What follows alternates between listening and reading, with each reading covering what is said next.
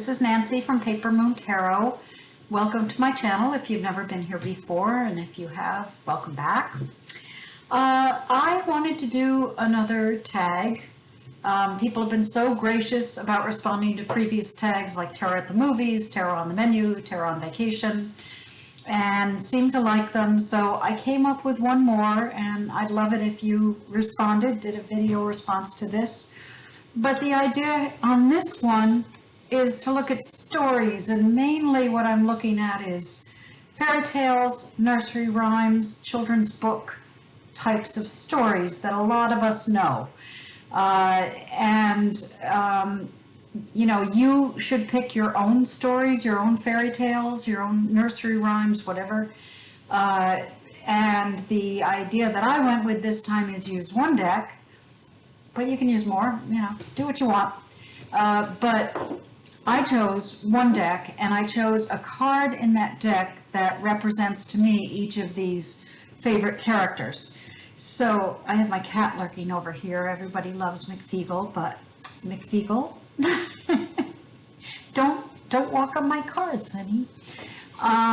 Anyway, so I'm gonna get started, and the first card that I have from the deck that I chose, which is Tarot by Caro, which I love. Check it out. I should do a walkthrough of it. Let me know below if you're interested in a walkthrough, but I just got this and it's really cool. But anyway, the Tarot by Caro is the deck that I used. Here's the backs of the cards. They're very Pennsylvania Dutch looking to me, but very, very pretty use of colors in the deck.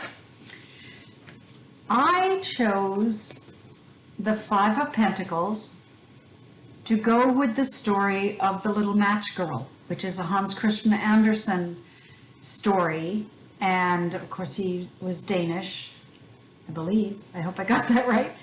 And the story, if you don't know it, concerns a little girl who's out in the cold, and she has a few matches to light to keep her warm, and she gets a wish somewhere during the story. I'm a little vague on some of these, you know, I'm just kind of going from my memories. But she's alone out in the cold. She gets her matches, her wish. The story doesn't end well, I'll just say that. But this card, the Five of Pentacles, very much reminds me of the little girl out in the cold. There should be help nearby. In human form, there isn't, but in perhaps magical form, there is. And so the Five of Pentacles reminds me of that, a very low point in time where you need help and you're out in the cold.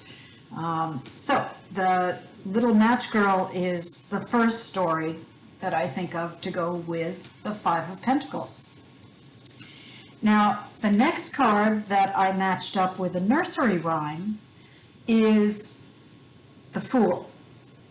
And I matched this up with Humpty Dumpty. Humpty Dumpty is a nursery rhyme, but it also was used as a character in Alice Through the Looking Glass by Lewis Carroll. And the idea of Humpty Dumpty, who I believe was first put in the form of an egg by Carroll, not in the original nursery rhyme. It was just a character who, you know, sat on a wall and had a fall. And all the king's horses and all the king's men couldn't put him together again. But the part of this that reminds me of the Fool is somebody sitting on a wall, being a little foolish, sitting on the wall, especially if he's in egg form, and taking a risk or taking a plunge. So that seemed really good for the Fool to me. So that is Humpty Dumpty, nursery rhyme, English nursery rhyme.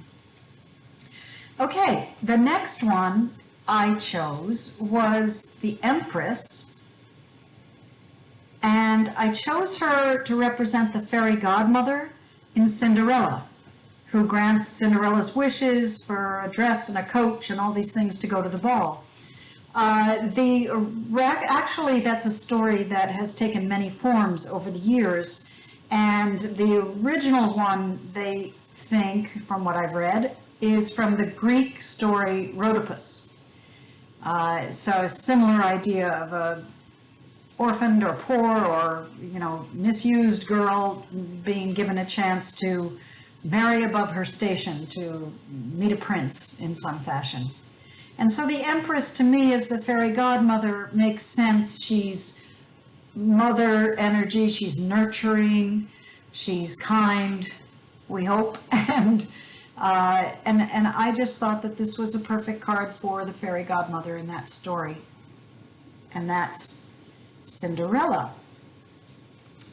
Okay, the next one I have relates to a couple of stories. One would be the Snow Queen, which is again by Hans Christian Andersen. It's a story by him, not a fairy tale, although he did write some fairy tales. But the Snow Queen is more of a story and concerns this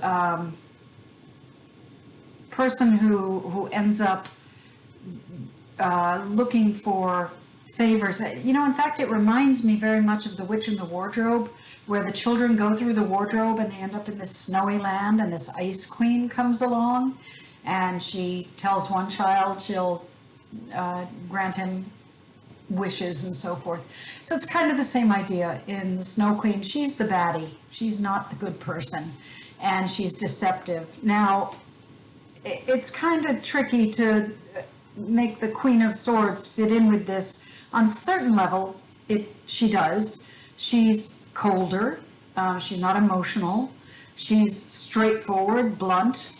I don't think of her as cruel, but I think her card, especially in here, in this she's got a sort of a snowy, cloudy background on a mountaintop. She looks like a snow queen or ice queen to me, with the white gray hair floating in the air.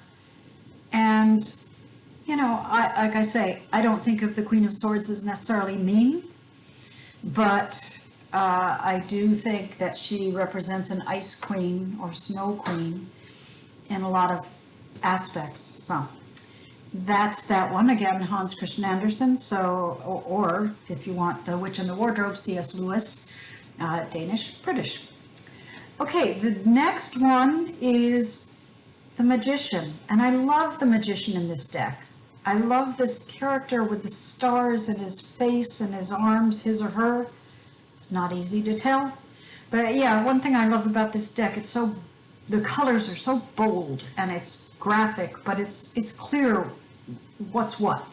And there's some very pretty cards. It also is a deck where you lay the cards out and they make this beautiful arrangement. The spreads of the cards are just beautiful together. But anyway, moving on, the Magician reminded me of the story Aladdin and the sorcerer in Aladdin, who sends him into this cave to get this lamp with a genie, I guess.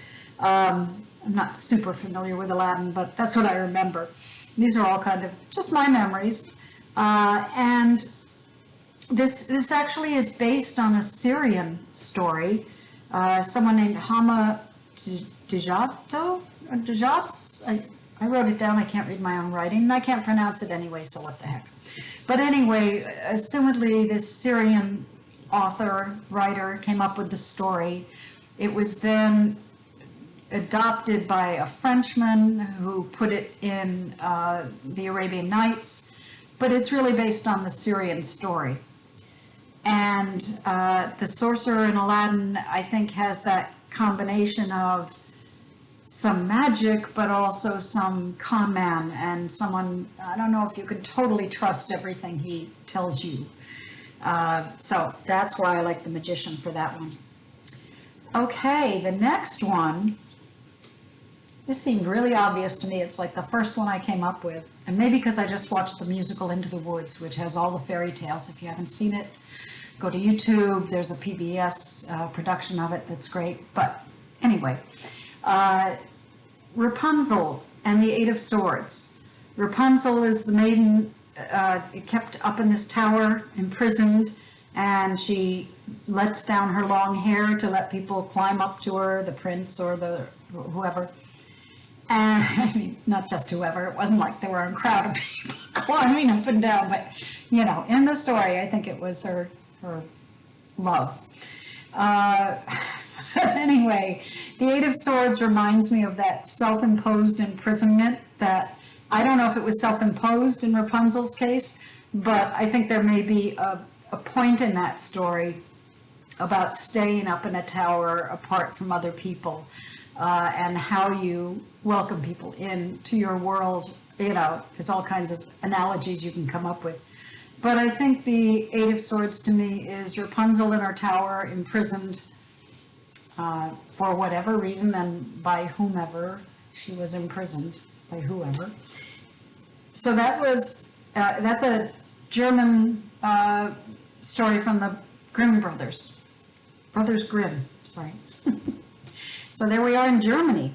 We're getting around. I tried to find some Asian folk tales that I could connect something with, and I failed. But we got Syrian and German and British and some things that were from Greek and French and so forth. So the final one is the Devil, also one of the first cards I thought of in the sense that there's got to be a character somewhere in fairy tales, children's literature, nursery rhymes, who equates to the devil. And the match that I came up with was the wolf in Little Red Riding Hood. Now, Little Red Riding Hood was written by the Brothers Grimm, but it originally, the original version of this was called The False Grandmother, and it was from Italy, and I believe in the 1700s. So here's these, a lot of these tales made the rounds. You'll find versions of them all over the place. So this devil and the wolf who eats the grandmother, I just like the combination. It's like he's got an oven in his stomach, so he's ready to cook dinner, I guess, out of these people he's imprisoned. But, you know, you could come up with the same thing for Hansel and Gretel, the witch that puts the kids in the oven or wants to put the kids in the oven. All kinds of baddies in fairy tales. I didn't want to go with a witch because witches are not bad. Witches are good. But anyway, those are the cards that I associated with those stories. And so I don't have a list of questions for you, but I suggest if you want to do a response to this tag, find some stories, nursery rhymes, fairy tales, where there are characters that you can then go through a deck and find the card that reminds you of that character and why. And again, I used one deck. I like this deck because it's very straightforward imagery and clear to the meaning of the card. If I used a more abstract art deck, I think that gets a little harder for people to connect to. But anyway, use whatever deck you want to, use multiple decks, but that's the idea. And I would love to see your responses to this, and I hope you all take good care, and thanks for visiting. Bye.